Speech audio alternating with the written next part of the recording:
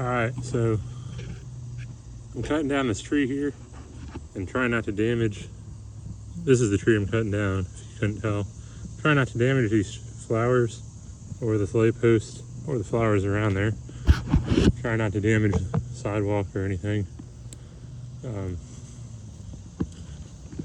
could go up there with a ladder and a climbing saw, but I'm going to show you another method I'm going to use. I'm going to put I'm going to get it to swing. See, if I just drop this limb right there, it's falling right on the flowers. But I'm going to get it to swing.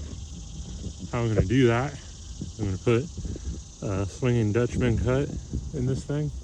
I call it the flying Dutchman. What that means is I'm going to cut a notch like a V in the front of this, then come in and with the back cut back here. So my first cut is going to be aimed towards the light post. Then my second cut is going to be aimed towards this little fence thing right here.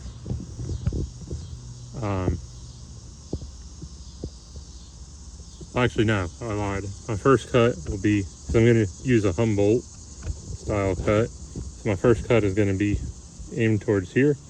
Then the second cut is going to, so the first cut is coming in flush, aimed right here. Second cut is coming in at an angle, aimed towards the light post. Then the back cut, I'm coming in, I'm overcutting this side. So instead of coming in with the saw like this, I'm coming in with the saw kind of like this, and then just sort of working around it. And when I get close, so this is a small tree, I can probably push it where I need it to go. If it was bigger, you know, you don't want to push it, you want to get out of the way. But smaller trees like this, I'm probably gonna grab here and just sort of push it down, and it's going to land right here.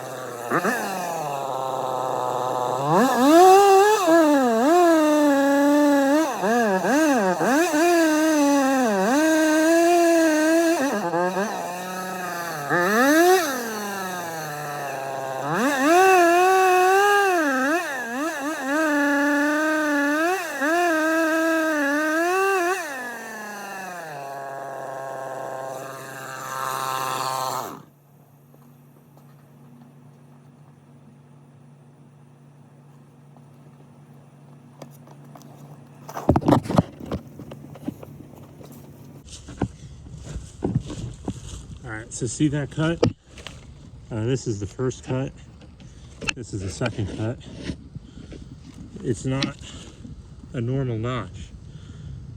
So now that we did that, what's going to happen is I'm going to come in with the nose of the bar and just sort of overcut this, walk it over high, and it's going to cause this tree to swing right towards that open spot. Hopefully.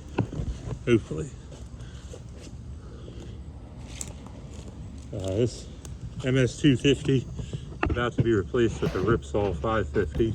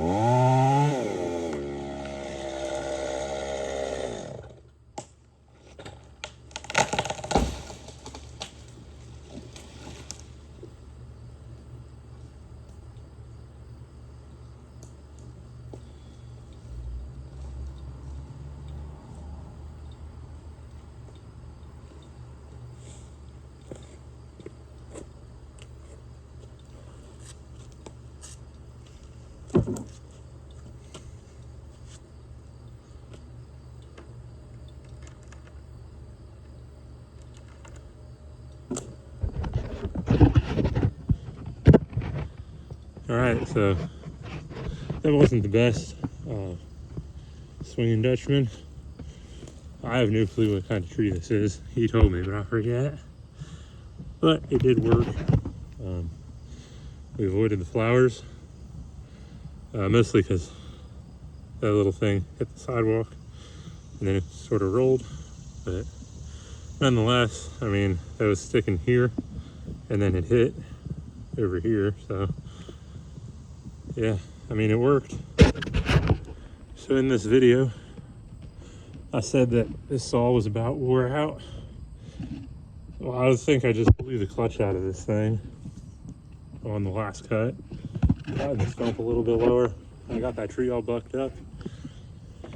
Yeah, I think I just wrecked the clutch on this thing. It was, I mean, I'd spin it backwards, try and unjam it. And dude, it was just smoking. Now you can spin it by hand, but try to use the throttle and I mean, it just smokes. It's all out of alignment there. I don't know if the camera picks that up. So yeah, I think I just smoked the clutch on this thing.